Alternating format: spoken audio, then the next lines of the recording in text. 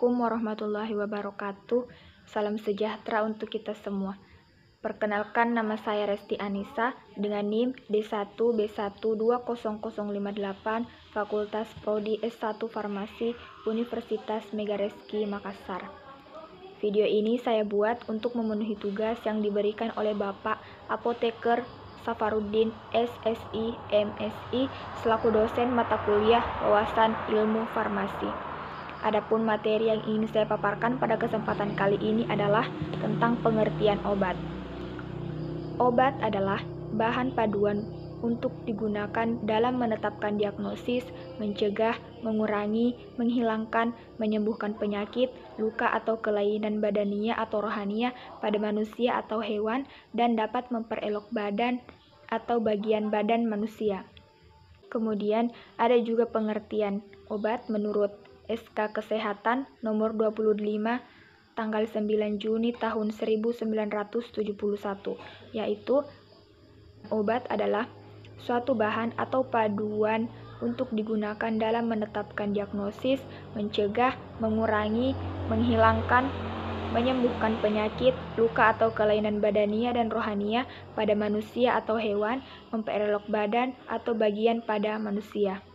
Sedangkan menurut Undang-Undang Kefarmasian, obat adalah suatu bahan atau bahan-bahan yang dimaksud untuk digunakan dalam menetapkan diagnosa, mencegah, mengurangi, menghilangkan dan menyembuhkan penyakit atau gejala penyakit ataupun kelainan badania pada manusia ataupun hewan.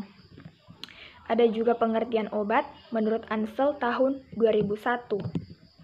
Obat adalah zat yang digunakan untuk diagnosis, mengurangi rasa sakit, serta mengobati atau mencegah suatu penyakit pada manusia atau hewan. Obat dalam arti luas adalah zat kimia yang dapat mempengaruhi proses hidup. Sedangkan dalam farmakologi, obat adalah zat kimia, biasanya struktur kimianya diketahui yang ketika diberikan pada organisme hidup akan menghasilkan efek biologis. Obat farmasi juga disebut medikasi atau obat dalam pemahaman masyarakat umum adalah zat kimia yang digunakan untuk mengobati, menyembuhkan, mencegah, atau mendiagnosis suatu penyakit untuk meningkatkan kesejahteraan. Secara tradisional, obat-obatan diperoleh melalui ekstraksi tumbuhan obat, tetapi baru-baru ini juga sintesis organik. Obat-obat farmasi dapat digunakan dalam jangka waktu terbatas atau secara teratur untuk gangguan kronis. Obat-obatan farmasi atau yang biasa disebut dengan medikasi sering dibagi menjadi beberapa kelompok. Pengelompokan obat dilakukan berdasarkan struktur kimia yang serupa, mekanisme aksi yang sama, atau mengikat pada biologis yang sama, model aksi terkait, dan digunakan untuk mengobati penyakit yang sama. Ada juga yang disebut dengan obat psikoaktif. Obat psikoaktif adalah zat kimia yang memengaruhi fungsi sistem saraf pusat, mengubah persepsi, suasana hati, atau kesadaran. Obat-obatan ini dibagi menjadi beberapa kelompok berbeda seperti stimulan, depresan, antidepresan, ansiolitik, antipsikotik, dan halusinogen. Obat-obat psikoaktif ini telah terbukti bermanfaat dalam mengobati berbagai kondisi medis termasuk gangguan mental di seluruh dunia. Obat-obatan yang paling banyak digunakan di dunia diantaranya kafein, nikotin, dan alkohol, yang juga dianggap sebagai obat rekreasi karena mereka digunakan untuk kesenangan dibandingkan untuk tujuan pengobatan. Penyalahgunaan beberapa obat psikoaktif ini dapat menyebabkan ketergantungan psikologis atau fisik. Kemudian ada berbagai macam-macam obat. Yang pertama, obat OTC atau over the counter. OTC merupakan obat yang dapat dibeli tanpa resep dokter, biasa juga disebut dengan obat bebas yang terdiri atas obat bebas dan obat bebas terbatas. Kemudian yang kedua, ada obat bebas. Obat bebas merupakan obat tanda yang dinilai aman.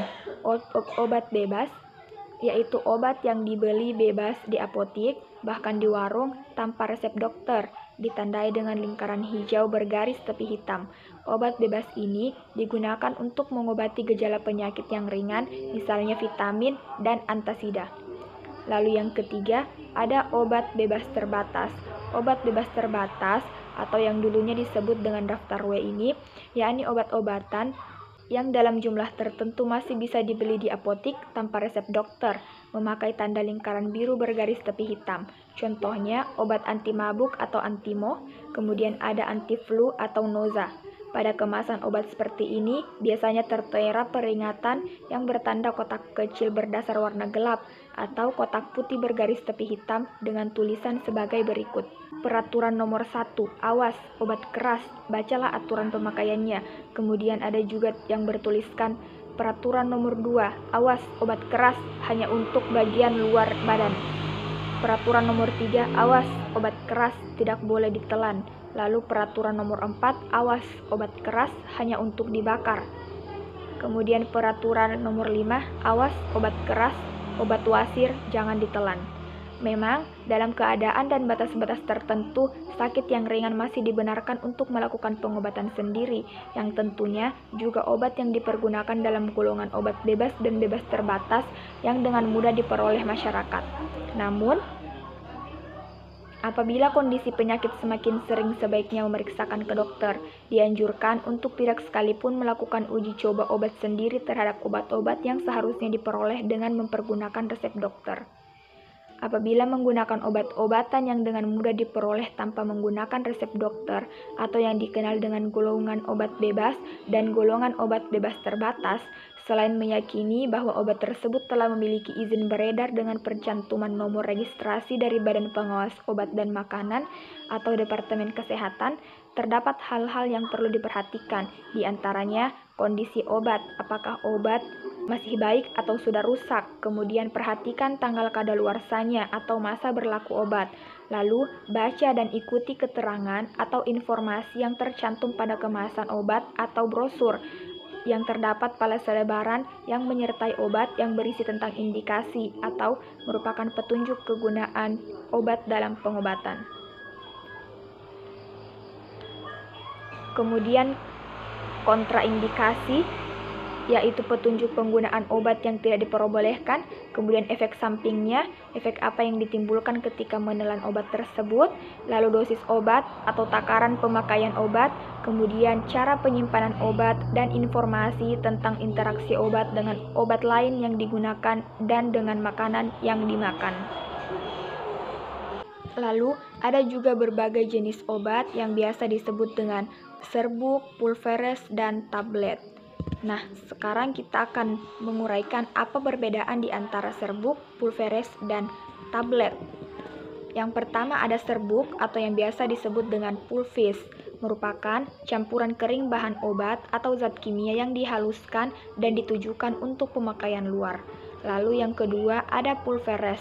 Pulveres merupakan serbuk yang dibagi bobot yang kurang lebih sama, dibungkus menggunakan bahan pengemas yang cocok untuk sekali minum, contohnya adalah puyer.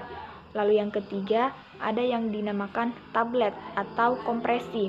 Tablet merupakan serian obat kompak, dibuat secara kampah, cetak dalam bentuk tabung pipih atau sirkuler, kedua permukaan rata atau cembung, dan mengandung satu jenis obat atau lebih dengan tanpa bahan tambahan dan sebagainya. Selain dari beberapa pengertian obat dan jenis dan macam-macam obat yang tadi, ada juga cara pemilihan obat. Nah, untuk menetapkan jenis obat yang dibutuhkan, perlu diperhatikan beberapa hal. Yang pertama, ketahui dulu gejala atau keluhan penyakit yang diidap oleh pasien. Kemudian yang kedua, kondisi khusus, misalnya hamil, menyusui, bayi, lanjut usia, diabetes mellitus, dan lain-lain sebagainya. Kemudian yang ketiga, pengalaman alergi atau reaksi yang dapat diinginkan terhadap obat tertentu. Kemudian selanjutnya, nama obat, zat berkhasiat, kegunaan, cara pemakaian, efek samping, dan interaksi obat yang dapat dibaca pada etiket atau brosur obat. Lalu, pilihlah obat yang sesuai dengan gejala penyakit dan tidak ada interaksi obat dengan obat yang sedang diminum. Kemudian selanjutnya, untuk pemilihan obat yang tepat dan informasi yang lengkap, tanyakan kepada apoteker. Lalu, ada juga cara menggunakan obat. Yang pertama, penggunaan obat tidak untuk pemakaian secara terus-menerus. Misalnya ketika penyakitnya sudah berhenti, stop penggunaan obat tersebut. Kemudian yang kedua, gunakan obat sesuai dengan anjuran yang tertera pada etiket atau brosur. Kemudian yang ketiga, bila obat yang digunakan menimbulkan hal-hal yang tak diinginkan, hentikan penggunaan dan tanyakan kepada apoteker dan konsultasi ke dokter. Selanjutnya, hindarkan menggunakan obat orang lain walaupun penyakitnya sama.